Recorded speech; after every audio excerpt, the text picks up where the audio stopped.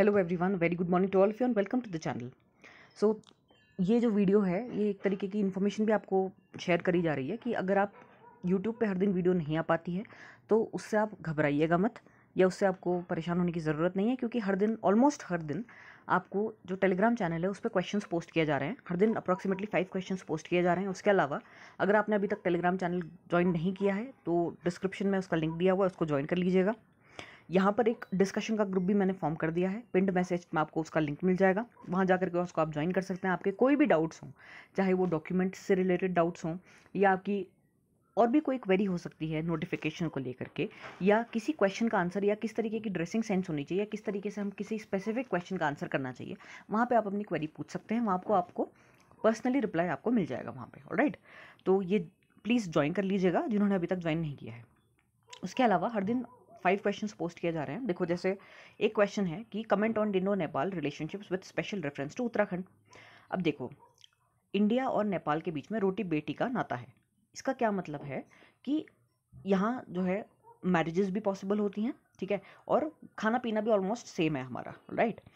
उसके अलावा क्या है कि इतना ओपन बॉर्डर है हमारा कि हमें वीज़ा की ज़रूरत नहीं होती है नेपाल में एंट्री करने के लिए, और ना ही हमें किसी स्पेसिफिक मेथोडोलॉजी के द्वारा वहाँ उनके कंट्री में एंटर करना होता है। ओपन बॉर्डर है। अगर हम चाहें तो, अगर आप में से कोई लोग पूर्णागिरि मंदिर गए होंगे तो उसके बाद आप लोग नेपाल भी गए होंगे, ऑलराइट। तो वहाँ पर क्या होता है कि इवन इंडियन रुपी भी एक्सेप्टेबल है एज अ करेंसी, और इस तरीके का हमारा रिश्ता रहा है। क्लोज कल्चरल टाइज रहे हैं हमारे।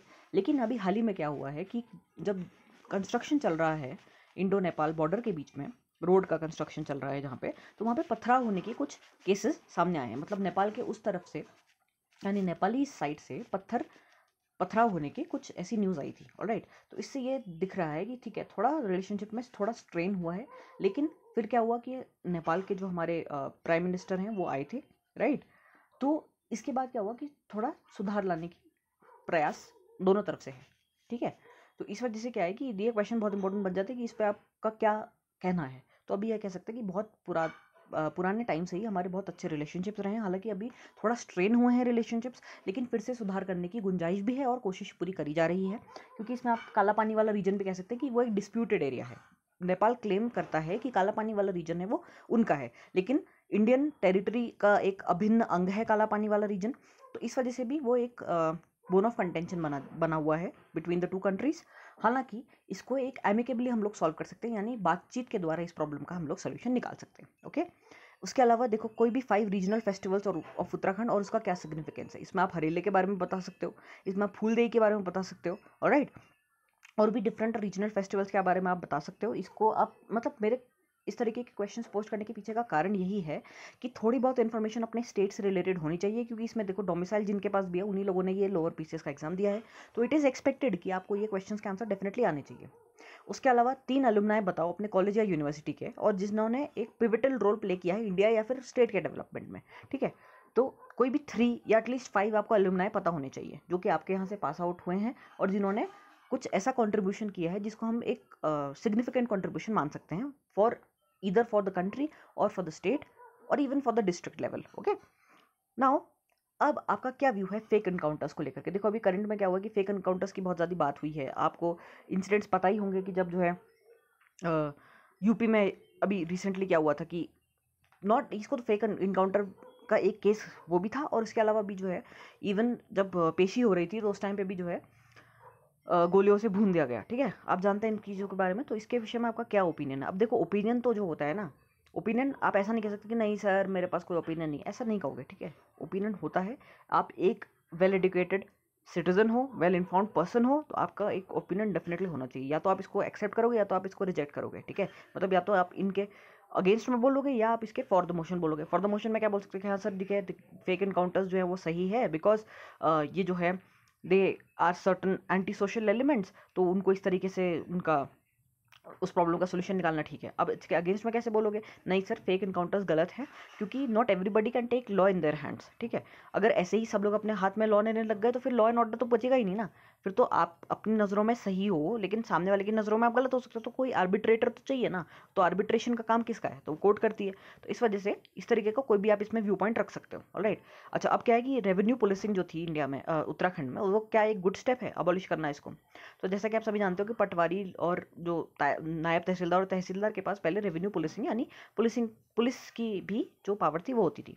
अब धीरे धीरे इसको अबॉलिश कर दिया, कि रिसेंटली जनवरी में इसका अबॉलिशमेंट हुआ है। ठीक है, तो क्या ये एक अच्छा स्टेप है, तो हम इसके भी अगेंस्ट या फॉर द मोशन बोल सकते हैं। अब देखो, इसमें फॉर द मोशन बोलने का इसलिए पॉइंट ज़्यादा है क्योंकि देखो, सबसे पहली बात तो क्या है कि उनके पास ट्रेनिंग नहीं होती थी, और ये एक तरीके से हम कह सकते हैं कॉलोनियल रूल का एक वेस्टिज था। यानी कॉलोनियल रूल से ये एक जो है पास ऑन हो रही थी ये चीज़, कि ठीक है भैया हमारी रेवेन्यू पुलिसिंग होगी, क्योंकि उस टाइम पे क्या होता, पहाड़ों में इतनी ज़्यादा पॉपुलेशन होती नहीं थी, तो अलग से पुलिस फोर्स देने का कोई आवश्यकता होती नहीं थी। राइट।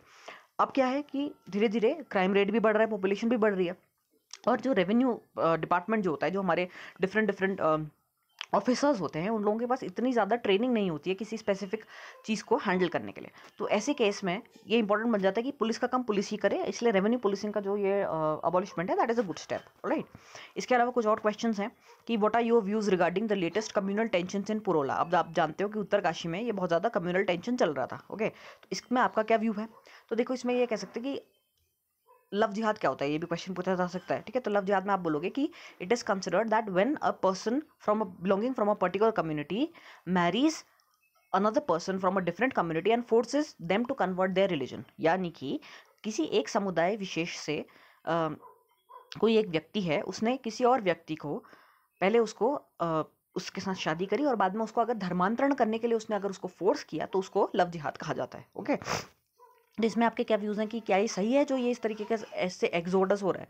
देखो, एक्सोडस क्या हुआ था, जम्मू एंड कश्मीर में भी हुआ था, जो कश्मीरी पंडित्स का था, वो बहुत बड़ा इशू है। इसी तरीके से अभी क्या है कि एक स्पेसिफिक कम्युनिटी का एक्सोडस हो रहा है, मतलब उनको कहा जा रहा है कि आप यहाँ से चले जाओ। तो क्या ये सही है, तो इसमें आपके जो व्यूज़ होंगे वहाँ पर आप इस तरीके से उसको डिफेंड कर पाओ, इस तरीके का क्वेश्चन भी आपसे पूछा जा सकता है। अच्छा, अब क्या है कि हेलांग बाईपास जो है, क्या उसको कंटिन्यू करना चाहिए कि नहीं करना चाहिए, क्योंकि अभी जो क्या है लैंड सब्सिस्टेंस हुई है जोशीमठ में, उसका एक स्पेसिफिक कारण ये भी कहा जा रहा है कि वहाँ पर जो कंस्ट्रक्शन एक्टिविटीज़ हैं, that is one of the reasons. तो क्या इसको कंटिन्यू करना चाहिए कि नहीं करना चाहिए। अब देखो, इसमें दो चीज़ें आ जाती हैं, एक तरफ आपका डेवलपमेंट है, एक तरफ आपका इन्वायरमेंट है। ठीक है, तो एक तरफ आपको डेवलपमेंट भी चाहिए, क्योंकि ऑब्वियसली आप रोड कनेक्टिविटी दोगे तभी तो लोगों के पास सब सब सुविधाएं पहुंच पाएंगी, और दूसरी तरफ इन्वायरमेंट भी है कि नहीं भैया, अगर इन्वायरमेंट ही नहीं बचेगा, लैंड सब्सिस्टेंस हो गया, फिर क्या करोगे रोड बना करके भी। तो इसमें भी आपको जो है एक बैलेंस्ड अप्रोच के साथ अपना आंसर प्रोवाइड करना चाहिए। तो इसका आंसर क्या हो सकता है, इसका आंसर आप ऐसे कर सकते हो कि सर डेवलपमेंट इज़ नेसेसरी, लेकिन sustainable development is the need of the hour. इसका क्या मतलब है कि आप कोई भी कंस्ट्रक्शन एक्टिविटीज़ ले रहे हो, सबसे पहले उसका इन्वायरमेंट इम्पैक्ट असेसमेंट होना चाहिए।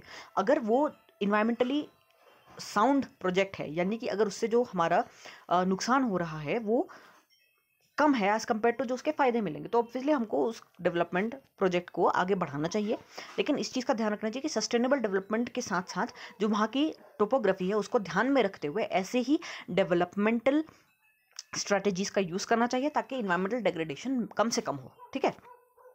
अच्छा, अब नेशनल फ्रीडम फाइटर्स जो है उत्तराखंड से हेल कर रहे हैं, उसमें आप कोई भी 5 नेम करो। जैसे क्या हो सकता है, इसमें आप लोग नाम दे सकते हो हमारा कालू मेहरा का, राइट। उसके अलावा आप किसका नाम दे सकते हो, इसमें आप जीबी पंत का नाम दे सकते हो। ठीक है, और आप उसमें जो है बद्रीदत्त पांडे का नाम दे सकते हो, राइट। तो इसी तरीके से आप 5 कोई भी नेशनल फ्रीडम फाइटर्स के नाम तैयार कर लेना। अच्छा, अब और एक और चीज़ है कि बहुत ज़्यादा न्यूज़ में रही है, लंपी स्किन डिजीज़ क्या है। तो लंपी स्किन डिजीज़ एक तरीके का एक डिजीज़ है जो कि कैटल में होती है। उसकी वजह से क्या होता है कि ब्लिस्टर्स हो जाते हैं उनकी पूरी बॉडी में, एंड ये जो है हाईली कंटेजियस है, मतलब not from the animals to humans, मतलब इट इज़ नॉट ट्रांसफरेबल, लेकिन it is transferable between the animals. यानी एक गाय को अगर ये हो गया, तो उसके आसपास जितनी भी गाय हैं जो उसके कॉन्टैक्ट में आएंगे, उनको भी ये डिजीज़ हो जाएगी। ओके, तो अभी इसकी वजह से दूध की जो है प्रोडक्शन बहुत ज़्यादा कम हो चुका है। डेयरी प्रोडक्ट्स का प्रोडक्शन और जो उनका रेट है वो भी फ्लक्चुएट कर रहा है बिकॉज ऑफ दिस। तो इस वजह से अभी ये बहुत ज़्यादा न्यूज़ में रहा है, और उत्तराखंड में तो बहुत ज़्यादा इसने इम्पैक्ट किया है, बहुत ज़्यादा तबाही मचा दी है। ओके, तो इसको डील करने के लिए क्या है, कैसे डील करोगे, सबसे पहले तो वैक्सीन अगर अवेलेबल है वो दी जाए एनिमल्स को। एनिमल्स का जो है, अगर कोई डिजीज एनिमल है उसको पूरी तरीके से अलग कर दिया जाए, आइसोलेट कर दिया जाए, ताकि ये डिजीज और स्प्रेड ना हो, और इसके अलावा थोड़ा एक्स्ट्रा केयर करी जाए। Right, these are certain things that you can say. उसके अलावा हिलांस क्या है, तो हिलांस जो है एक तरीके का आपने देखा होगा जगह जगह पे हिलांस के स्टोर खुले हुए हैं उत्तराखंड में। ठीक है, कोई आप कह सकते हो कि ठीक है कहीं कहीं पर डीएम के द्वारा ये खोले गए हैं। तो इसमें क्या है कि जो लोकल जो हमारी लोकल प्रोडक्ट्स हैं उनको एक तरीके का मार्केटिंग का प्लेटफॉर्म दे दिया गया है।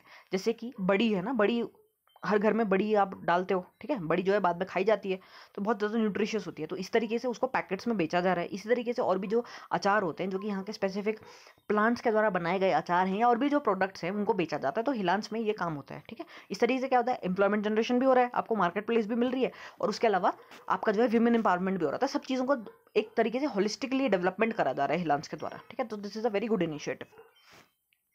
अब नेक्स्ट डे के क्वेश्चंस में आ जाते हैं। तो देखो ऐसे ही मैंने हर दिन के क्वेश्चंस पोस्ट किए हुए हैं, अभी वीडियो बहुत ज़्यादा लॉन्ग हो जाएगी, so I will discuss the remaining questions in some other video.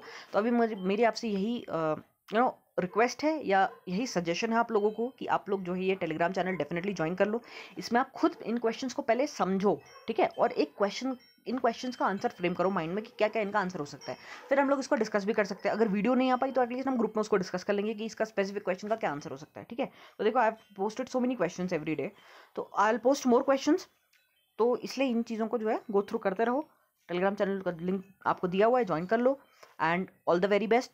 और सुनने में आ रहा है कि अभी जो है कुछ दिनों में आपका जो है शेड्यूल आ जाएगा इंटरव्यू का, आपको डेट पता चल जाएगी किस दिन आपके रोल नंबर का किस दिन आपका इंटरव्यू है, तो उसी के अकॉर्डिंग प्रिपेयर करो। होपफुली आप लोगों ने अपनी जो भी आपको ड्रेस पहननी है वो डिसाइड कर ली होगी, तो अगर बाय नहीं करी अभी तक तो बाय कर लो, डिसाइड कर लो कि क्या पहन के जाओगे, ठीक है। That is also very important, क्योंकि आपको जो है फॉर्मल में होना चाहिए वहाँ पे, ऐसा नहीं कि भैया कुछ भी पहन करके चले जाओ। तो थोड़ा एक गेटअप जो आपका जो भी ड्रेसिंग सेंस होगा that also makes a good impression, ठीक है। तो अच्छी तरीके से सोबर तरीके से तैयार होकर के जाना है। अपनी speaking practice right as well as आपका किस तरीके से प्रेजेंटेशन है उसकी भी प्रैक्टिस करनी है, और क्वेश्चंस तो ऑब्वियसली प्रिपेयर करने ही हैं। उत्तराखंड से रिलेटेड क्वेश्चंस ज़्यादा थोड़ा ध्यान रखना, क्योंकि उत्तराखंड स्पेसिफिक क्वेश्चंस पूछे जा सकते हैं इंटरव्यू में, ठीक है। तो इसी तरीके से अपनी प्रिपरेशन जारी रखो। So that's it, we'll meet in the next video. Till then whatever exam you're preparing for, always remember that you can do it. That's it for today. We'll meet in the next video. Till then, bye bye and take care.